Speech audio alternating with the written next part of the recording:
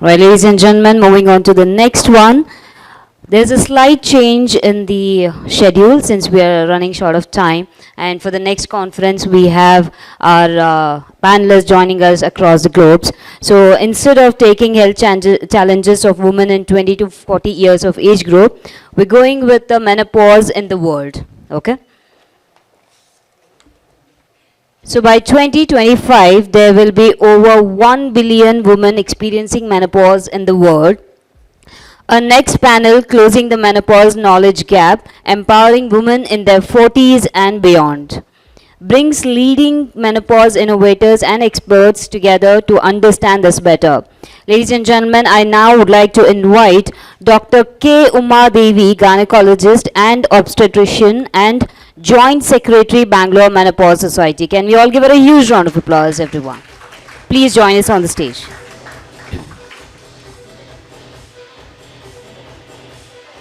Next, I would like to invite Dr. Aruna Muralidhar, Senior OBGYN Cloud 9. Dr. Aruna Muralidharan is considered among India's top obstetrician and gynecologist. A huge round of applause for her.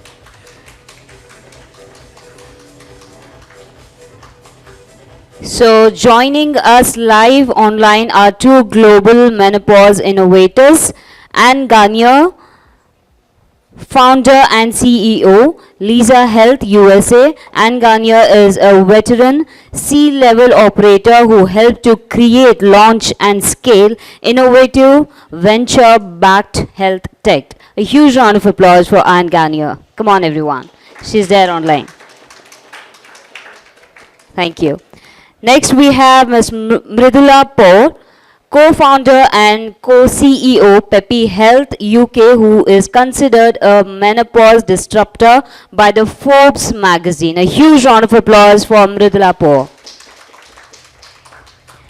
We have our session moderator is Swati Kulkarni, co-founder and CEO Elda Health, India's leading menopause educator. A huge round of applause for her.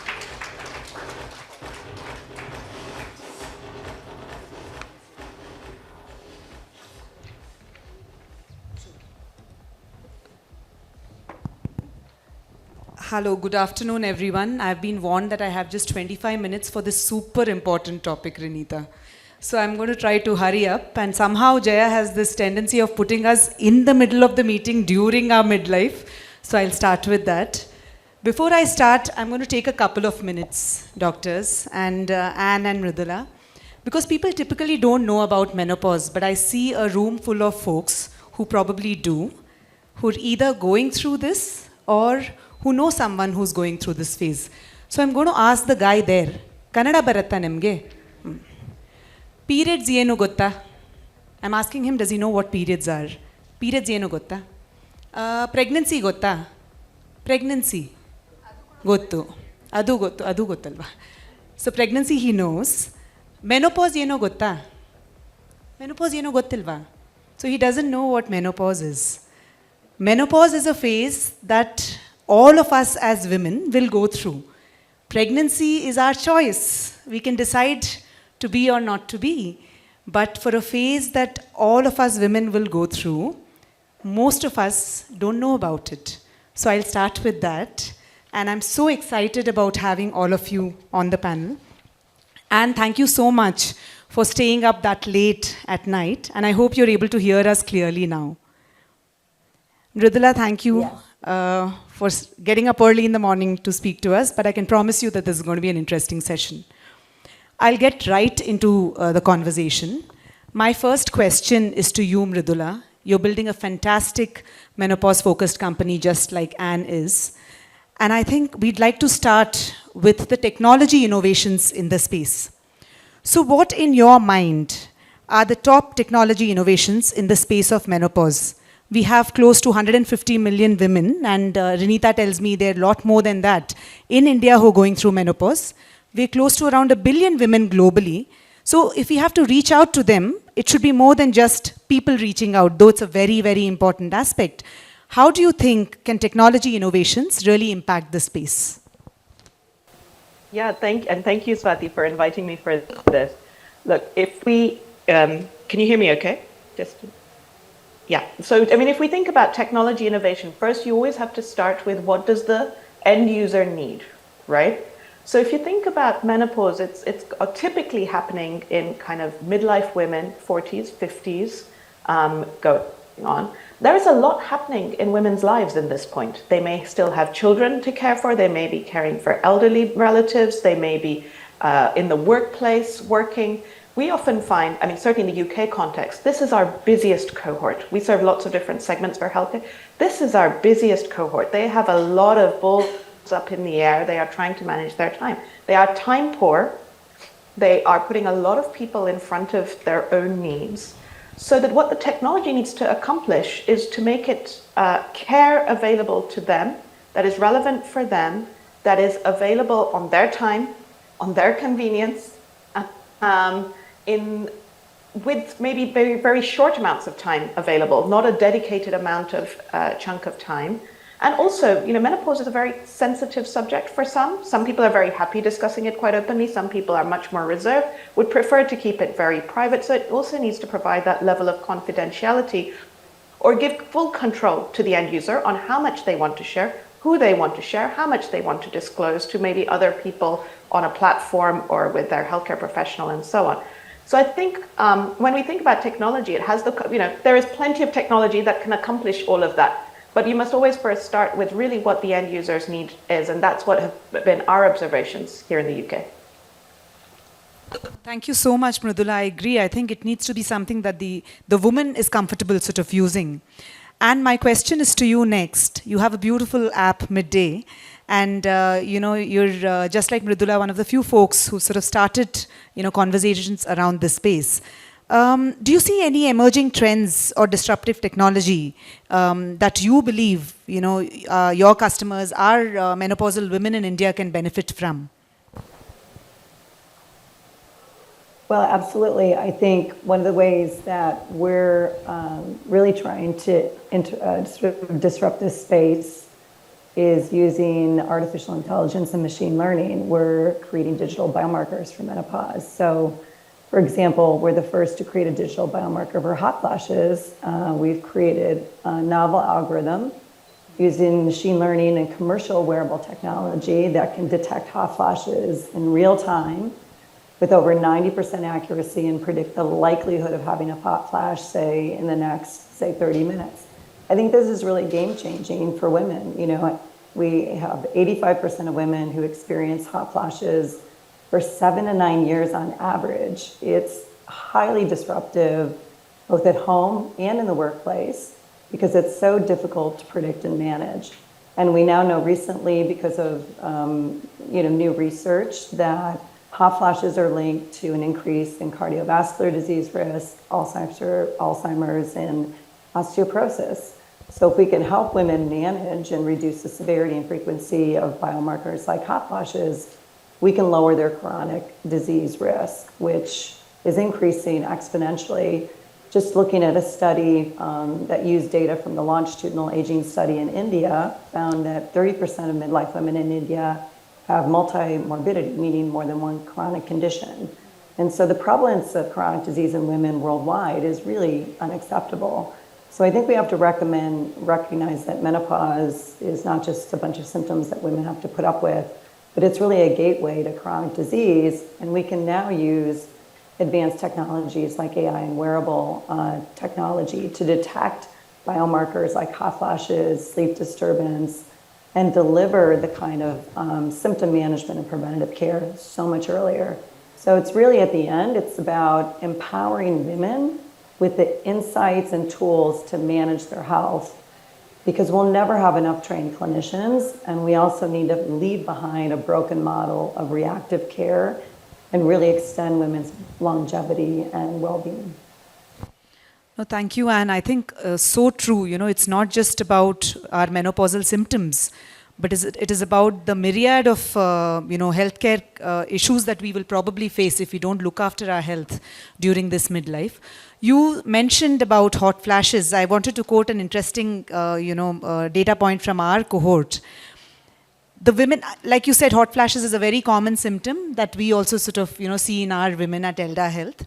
Interestingly, most women who came to us would tell us that I went to my gynecologist only when I had, heavy periods or I was putting on a lot of weight, but never went to the gynac and told her or him that I was having hot flashes. Because I think somewhere culturally, at least, while growing up, we've all seen our mothers endure hot flashes, endure so many other issues without talking about it.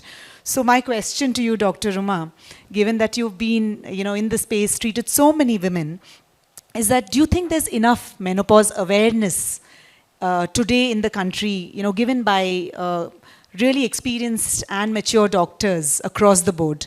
I heard about what you're doing as a gynecologist, but do you think, is that a norm across the board? And what is it that we can do differently in India? Thank you. We can do a lot more differently by creating awareness. See, awareness is at the bare minimum about menopause. In the beginning, you started asking them, it's not aware about menopause. The same happens among the women folk also. Some years ago, spanning about 3 decades ago, when we were students, it was a small topic in the textbook, like menopause. And the women used to endure a lot. They used to think, no, it is a natural phenomenon. We have to undergo all this. And also the people at the age of 45 were treated as very old and they should not take part in any social activities or anything to think about fitness and all. But a lot more changes has come because of more awareness. And as gynecologists, we have this Indian Menopause Society, and there are about 45 branches all over. I know that lots more have to join the society. It's not confined only to the medical people. All the other health professionals, even non-medical people can join the society. And the society has about 4,500 members. What we do in the Bangalore Menopause Society is a branch of that. And what we do in that society is to create awareness among the public. And we give lectures. And there is a website. The people need not go for other websites where the information may not be correct, absolutely right. So we have the Poise magazine, then the Prerna activities every month or once in 2 months. Then we have other things like the dance exercise, so many yoga specialists, physiotherapists, and other dietitians are also members of the profession. And a lot of awareness is being created. But as you said rightly, it's not sufficient for the huge population we have in India. We have to do much more. No, I must say that when we started ELDA, the Indian Menopause Society was our guiding star. We reached out to a lot of you doctors to get counsel. So thank you so much for beginning something like this, and I hope more power to you and everybody else. I hope everyone else outside will also go and think about how can we join the IMS, even if we're not doctors, as you mentioned. So Dr. Aruna, I have a very interesting question for you. When I hear about Cloud9, I get reminded of this thought that, growing up as an Indian girl, an Indian woman, we've always celebrated in our cultures puberty and pregnancy. So when I think about Cloud9, I think about pregnancy, babies, it's full of joy. Fortunately or unfortunately, post our reproductive years, not just externally, but even within ourselves, we women try to, we always want to seem reproductive and fertile, right? The concept of staying young forever, staying relevant forever is a very big deal in some cultures. And there's a big study that says that if ageism is actually connected to wisdom, then menopausal symptoms are less felt. So in cultures where you meet older women and you feel that, hey, she's just old, right? She's not wise. We women find our menopausal symptoms much stronger, and I'd be happy to sort of share that report with you. But what do you think that healthcare providers like yours, can actually do to support women even before menopause or during, their youth and so on, while they can get prepared for menopause better? Thank you for that question, and thanks for having me here. It's really nice that so many of you have come here on a Friday morning to, celebrate what we have amongst us, that's networking. And I really would like to reach out to each one of you about what I'm struggling with, okay? So I have been in Fortis and I've been working in the UK as well. So with this sort of background as a gynecologist, obstetrician for about 23 years, now I'm in Cloud9 for the last 2 months. But I see women of, the entire spectrum from adolescence to menopause. What I'm struggling with is epidemiological data. I do not have epidemiological data from Bangalore, nor do I have data from my own locality, which is Jayanagar, as to what women are struggling with. We don't even know what's the average age of menopause in general. Of course, we know the Indian statistics, but we don't know the actual average in, say, a city like Bangalore. We presume it is somewhere between 46 to 48, right? But then I'm seeing the ends of the spectrum. I'm seeing early menopause, premature menopause, and I'm seeing very late menopause. So I get women on a regular basis who are 55 plus and still having their periods, right? And they go through perimenopausal symptoms for nearly 4 to 5 years before they actually have a complete cessation of periods. And this is a time when urban women are trying to reach out to gynecologists, and luckily there are some of them who are very, very about these things, and there are people who just struggle with it without even, talking about it. And you're right about, saving your, preserving your womanhood and feeling young. So cosmetic treatments, they're all on the rise because of that innate feeling of wanting to be looking younger and feeling younger.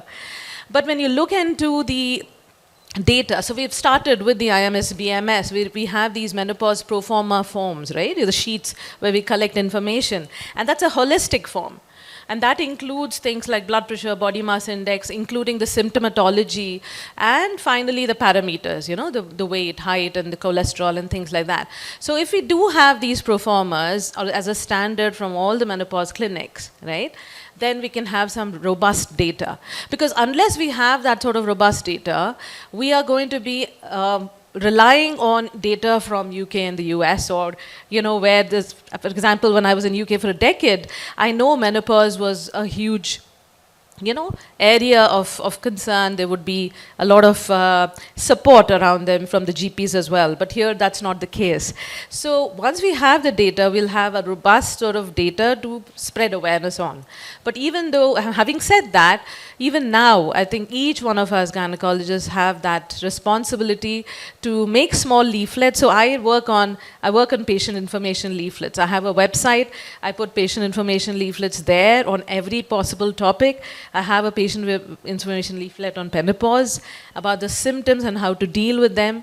I do regular radio and TV programs on various topics. So that's how I am trying to spread awareness. And every single lady who comes to my clinic or hospital, I do ask a holistic details about mental health, about sexual health, and all these taboo topics which are not actually spoken about in detail.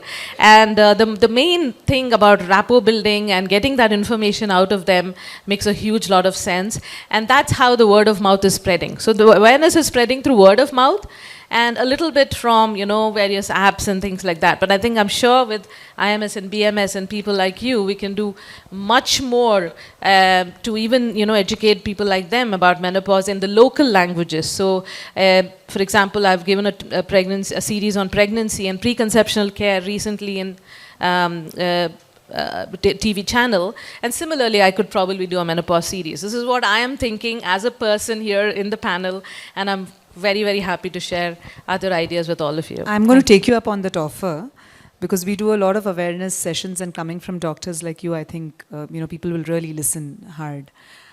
We've spoken about menopause in general.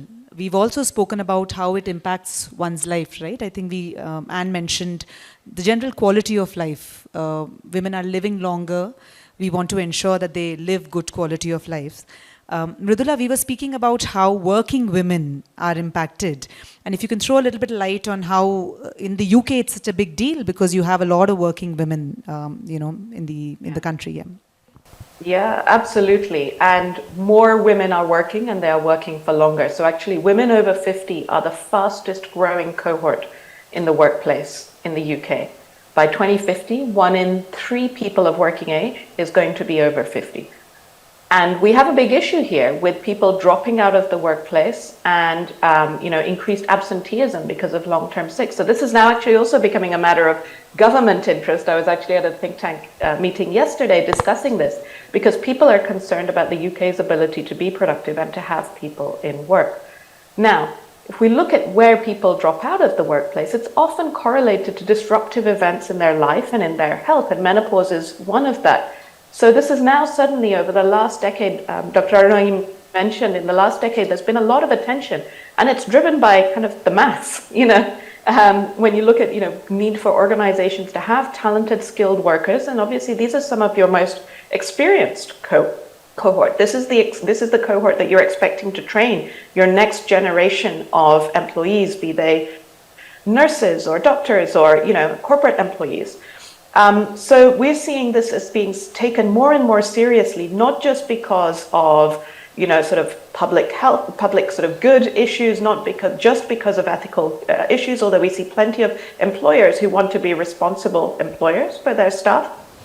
But it's actually becoming an economic imperative in the UK, and so it's getting attention from a lot of different quarters. And, on an individual level, we're all living for longer, working for longer becomes a financial imperative for an individual and for a family. We hear a lot of women who are considering, amongst our PEPI user base, reducing their hours, changing their career track, not feeling confident to go for a promotion, dropping out of the workplace altogether.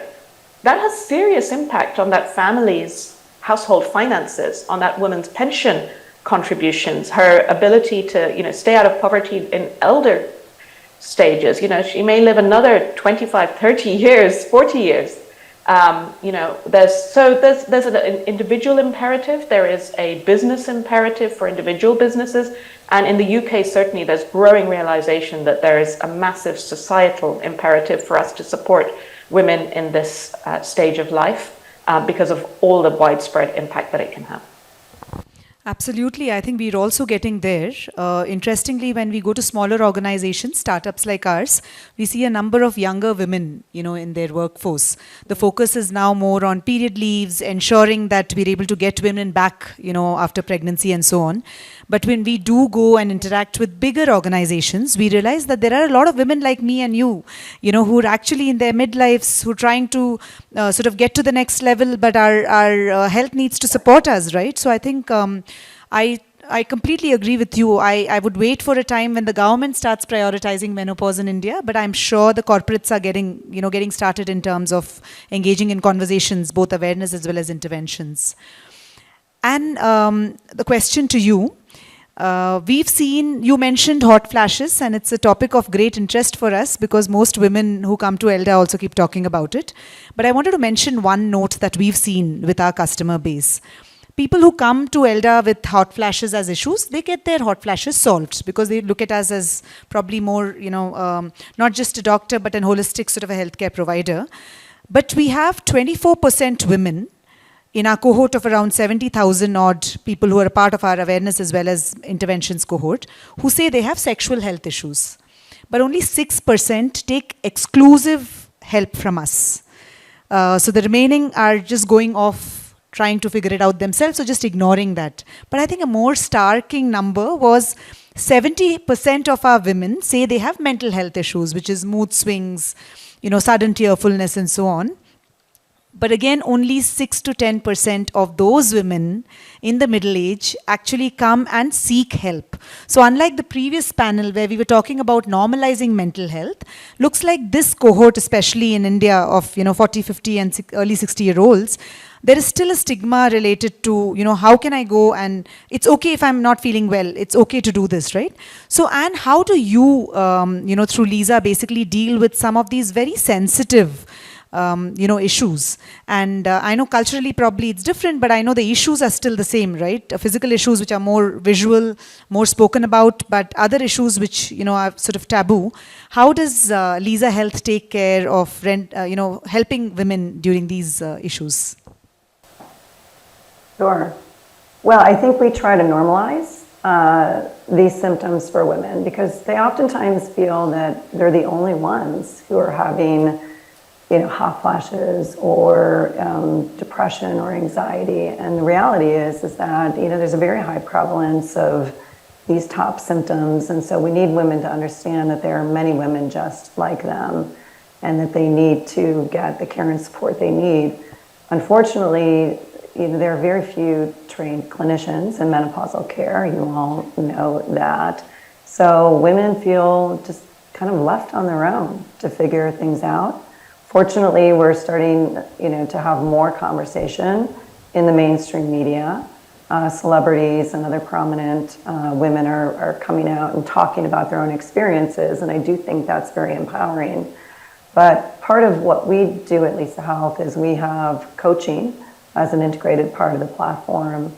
And women find that these conversations through our coaching sessions and in-app chat to be very empowering to them, because it allows them to take this knowledge that they've learned from us, as well as the coaching around what questions to ask, what treatments to inquire about, and to bring that to their provider and have conversations that they weren't having before.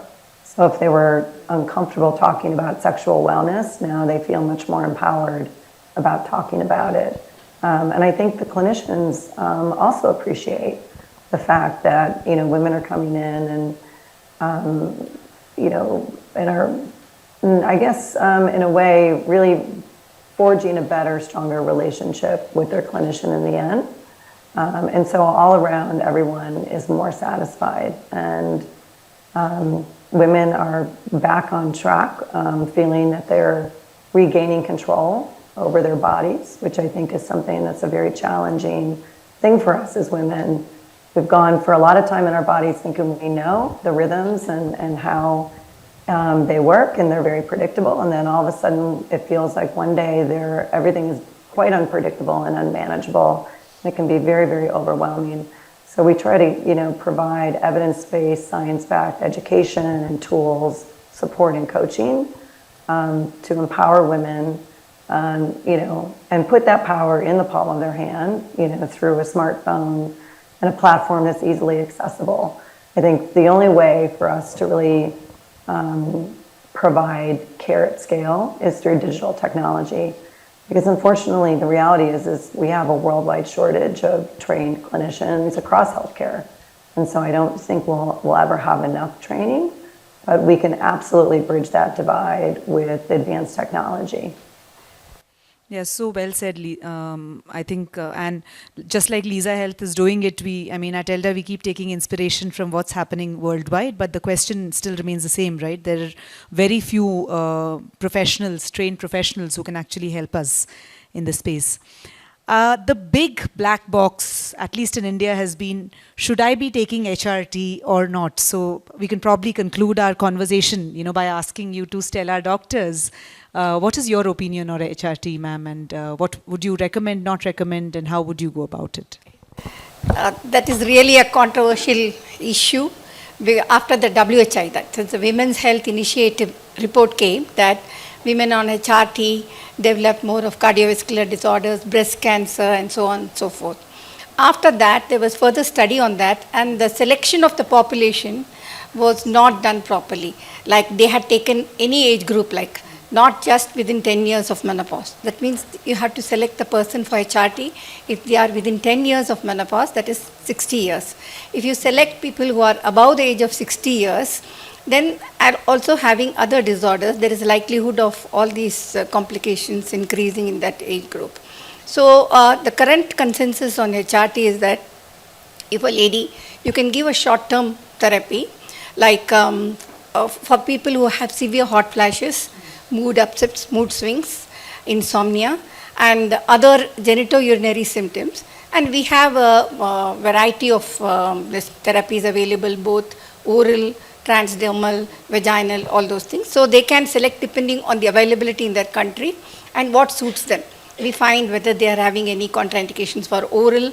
If they have any problems, if they take it orally, we advise the transdermal or a transvaginal. Or for the genitourinary, most of the menopausal women come with genitourinary symptoms like problems with urination and dryness. So we can give them a short-term therapy with the estrogens, and you have many of them available in the Indian market as well.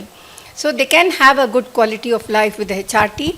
Long-term HRT, it should be a multidisciplinary approach, and it's within 5 years it's okay. After the usage for 5 years and above, they're likely to have some complications developing, so they have to be monitored. Unless and otherwise they need it, absolutely we don't give. But short term definitely is recommended, and it can be recommended for the women for a good quality of life. I would like to quote the slogan which we normally say: fit at 40, fabulous at 50, strong at 60, and serene at 70, and independent at 80. What about the 90s, ma'am? 90s, okay. They also independent, It's 80 back. and 90. Excellent. Nimble at the night. Nimble at the 90s. I love that. I love that. Dr. Aruna, any parting words to the menopause community that's all sort of gathered here? You spoke about how you were in the UK, you've seen a difference in terms of menopause focus. Just a couple of words in terms of what you think you would do differently, to bring about that change. I think we're already there. I feel like we've already started, but what Absolutely. would you do to sort of catalyze that? So I wanted to say this to the previous two panels as well, but it would be nice to sort of collaborate with psychologists and counselors and cardiologists, dermatologists, and people like you who are innovators to collaborate and sort of get, let's say, I could probably contribute in terms of what are the symptoms that you could sort of collect. You could contribute in the way that, I give my database to you, and that sort of a collaboration, and maybe even having zones in Bangalore. For example, this zone, we've got this particular sort of group who looks into these issues, and that way, I think awareness will certainly spread faster, other than, of course, using technological and media aids. That's what I would say about the panel on awareness. Yes. No, thank you. Thank you so much, everyone, for being a part of the conversation. One more point. Yes, please go ahead. One more point I would like to add about hot flashes, as Dr. Anna told, that hot flashes we take, okay, it's part of menopausal symptoms. But in fact, there's a study which says that if you have more hot flashes, more prone for cardiovascular disorders and others. Yes, she mentioned. So I think that also we can. Absolutely. I think the first step is awareness in this Yes, space, awareness. because a lot of people don't know about it. And then the next step is when you're aware, you're more accepting of what you can do to feel better. Thank you so much, everyone. But I'd like to conclude with this one thought. We've all celebrated our first period. So why not celebrate our last period? We've as women, as young girls, like my dad, he's also a gynecologist, by the way. I grew up in a very different ecosystem where I had a father as a gynac, so conversations were very open, very candid. It really helped me in the long run. He would say that a girl is a girl from the womb to the tomb, which means that you take care of your woman even when she's not born. So you take care of the mother who's giving birth to this little baby, right? And you take care of her till the very end. We spoke about the geriatric care where women are outliving their men, despite all the stress we go through, So kudos to women, especially in their midlives. I would request each one of you to go back and educate the women and men in your lives about how important this life is. The lady has given birth to you, she's taking care of you. Please do take care of her before she is 65 plus, because if you don't take care of her now in her 40s and 50s, she's going to have a tough time later. Thank you very much for listening in. Thanks a lot. Thanks, Anne and Mridula.